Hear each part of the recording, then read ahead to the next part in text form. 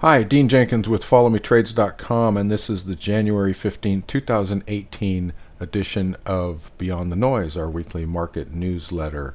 And this week I wanted to have a particular focus on cryptocurrencies. As you can imagine, I get asked quite a bit about cryptocurrencies, whether I'm trading them, what I think about them, various instruments, ways to trade them, all kinds of things. You can't have a conversation about the financial markets recently without it coming to discussion and questions about cryptocurrencies. It really reminds me of the dot-com boom, and I think there's a lot of similarities to it, and it's certainly a compelling blockchain is a compelling technology that it certainly is going to have a role in a lot of different ways going forward, and cryptocurrencies probably are going to mature at some point and be mainstream, but we're still in the very early stages, very immature stages of those markets. So definitely interesting, definitely worth watching, but I'm being very, very careful and letting it mature a little bit.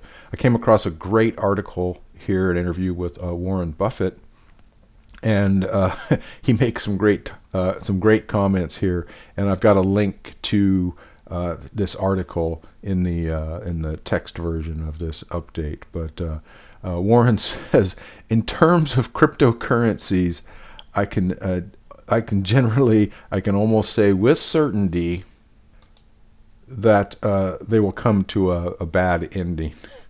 And he goes on to say that he's not short. In the article, he says, if I could buy a 5-year put, I would, but that's not available. But he's currently not shorting them, and he makes a point. He goes, I have enough trouble managing things I understand. I'm not going to get into things I don't understand. But he makes another really, really key point. He says basically it's a mirage. It's a method of transmitting money with no intrinsic value of its own. Now, is he right? Is it going to end badly? I don't know. Again, I think there will be a role in the future once that matures. I think clearly blockchain technology has a place in the world. But I think it's important to pay attention to Warren Buffett. You could easily dismiss him if you're really into cryptocurrencies, and if you've made a lot of money or you're interested in it, and think you can make a lot of money. Who knows? Maybe you will. It'd be easy to dismiss Warren Buffett as a curmudgeon who had his day and doesn't get it.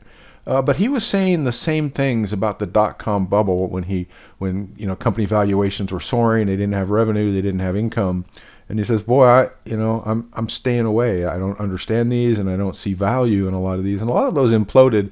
And he was right, and that market then matured in the companies that actually could translate, internet technology, online sales, all those things into a real business model have done very, very well. Obviously, the ones that survived. But I think we're in that same kind of stage, and so there's some interesting things out there. I'm going to show a couple charts for cryptocurrency and blockchain that are interesting, but I think it's important to treat it as a new emerging market and technology that's going to be very volatile, and trade appropriately.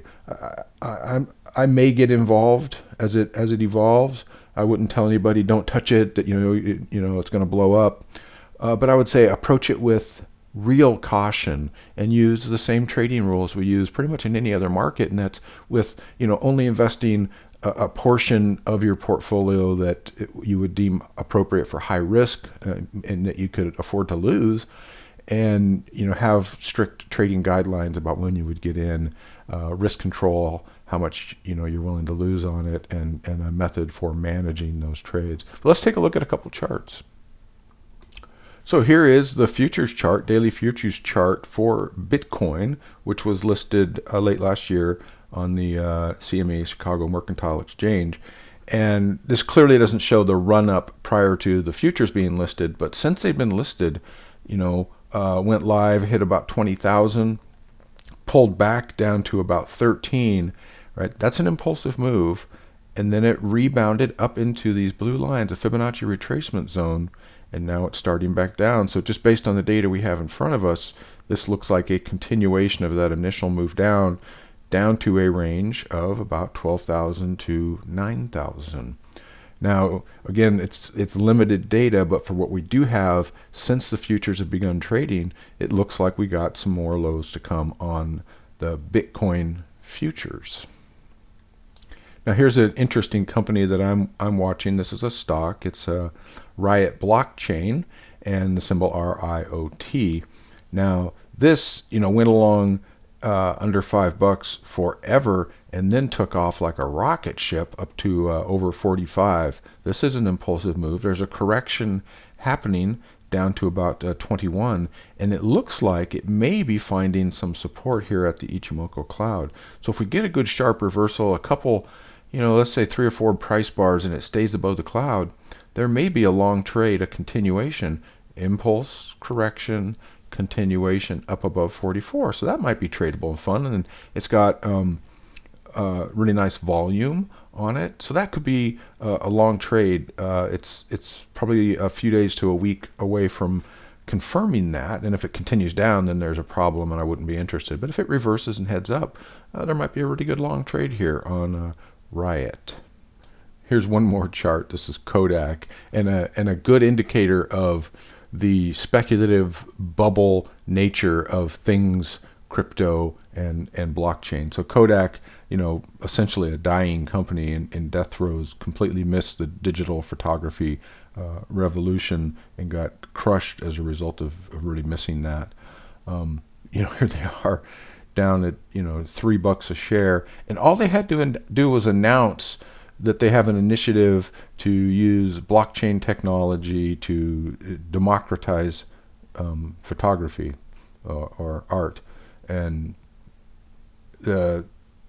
up to $13, right, from about $3 on massive volume. So no details of a business model, no revenue yet, but simply uttered the magic word blockchain.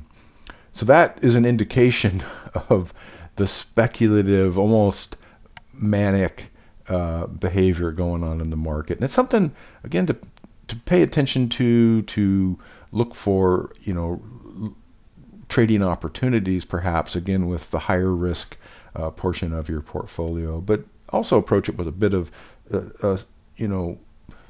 sobriety and understanding that it's high risk and volatile and needs to be managed very, very carefully. So super interesting. Again, I'm not dismissing the whole thing. I just want to approach it with caution and continue to watch and see if there are some trading opportunities. I like that other chart. I wouldn't touch Kodak right now.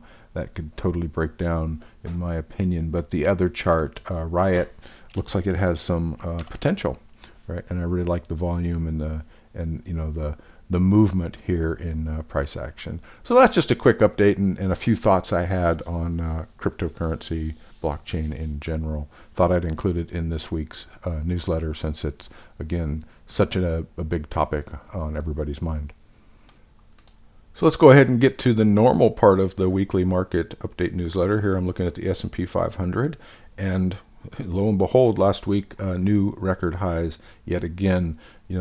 The amazing bull market just continues with no sign of abating. So that's the reality. We have to live in that reality and trade accordingly. No sign of it turning back yet. We'll continue to watch. We'll participate in the uptrend. There are sectors going down. We're trading some of those, but for the most part, things are heading up, and we're going up with them. Why not? When it does correct, it'll probably be impressive. We'll have warning, and it's not going to come down to minutes or seconds or days. It will, even if you remember the dot-com crash and the 2007 crash, right? There were warnings. There were weeks of signals before the really big moves began, and we'll have those, I believe. So we'll keep watching and trade accordingly to the realities in front of us. Let's take a look at gold real quick. So gold has been a volatile market. Last year had a nice move up. It retraced quite a bit and then took off again. Now it's up above the 200 simple moving average on a daily chart. It's up above the Ichimoku cloud, and it's up above a prior resistance point and powering its way on. So gold's bullish. We want to watch this previous high real closely and see if it continues on past it. But we're long some gold issues right now, and they look real good. We're in profit on them. And although it's volatile, the big picture is, you know, move up, move down, move up, move down, still heading up. So that looks overall like a bullish pattern, although very, very volatile. So we're trading accordingly and taking all that risk into account in our trades. But so far, it's heading up. Let's look at oil. And oil is bullish as well. This is the daily chart of the crude oil continuous contract. And man, coming up from you know, just under 44 bucks last summer, pretty much you couldn't say straight up because it's higher highs, higher lows, higher highs, higher lows. It's been volatile, but in the end of last year and this year, this is a big, big, big impulsive move. Probably correct at some time, even if it's going to continue up. And I like looking at oil on the weekly chart, and what we see here is a pretty clear pattern. You know, oil came down from over $140 a barrel down to a low, you know, just above 40, and then now it's coming up off that bottom, and we have a retracement. Even if it's just a correction to this big move down, about $85 is the middle of the correction zone. Now we're going to come up against the 200 SMA in order to, you know, continue prove a real correction and a momentary trend change. It has to cross that. So we'll see if it stalls at the 200 SMA in the high 60s, and it could. Sometimes corrections fail. If it gets through that, we're probably heading to the mid 80s, and this is on a weekly chart, a little bit bigger time frame. It won't be straight, right? Oil's volatile, and it'll, you know, work its way up and down, but looks like it's in a really strong correction right now. So that's it for this week. Pretty interesting stuff on the cryptocurrencies. Still in a bull market on the major indexes. Bullish on gold right now and bullish on oil. All right, take care. We'll catch you on the next update. Bye.